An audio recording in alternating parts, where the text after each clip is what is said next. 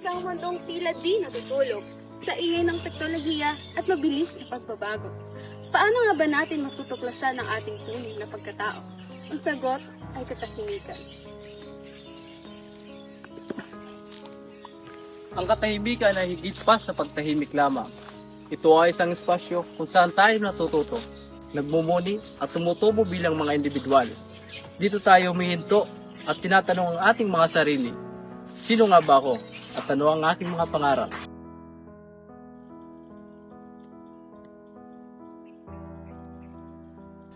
Ang katahimikan ay nagbibigay daan upang marinig natin ang mga tinig na hindi natin napapakinggan kapag napapaligiran tayo ng ingay. Ang tinig ng ating mga puso, ang boses ng ating mga pangarap at ang bulong ng ating kaluluwa. Sa katahimikan, matutuklasan natin ang ating sarili. Naroon ang kapayapaan, pagmumuni-muni at ang kalayaan mula sa ingay ng mundo. Sa katahimikan din nabubuo ang mga pinakamalalalim na ideya. Dito tayo natututong maging malikhain sapagkat may kalayaan ng ating isipan sa bawat oras ng pamamahinga. Katahimikan na nagiging ugat sa ating pinakamalikhain at makabuluhang gawa. Nabibigyan natin ang ating mga sarili ng oras ng pagninilay. Nagbubukas ito ng mga bagong libro sa pag-isip.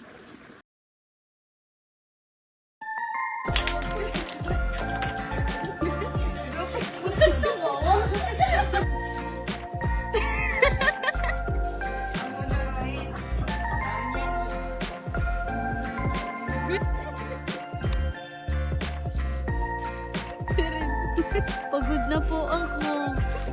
Jawa lang na lang lang. Sana ako yung treasure board. Sir, office.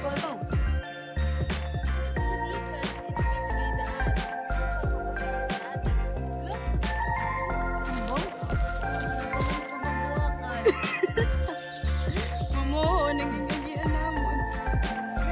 Wow, sipag. Ang sipag ni Mark. Ma'am, super stress.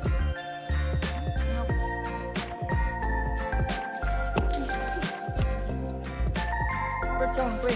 Pasa ko muna ni Ma'am, Queen. plus point, mapasok. Tama mo, ma'am. Last point. Makato.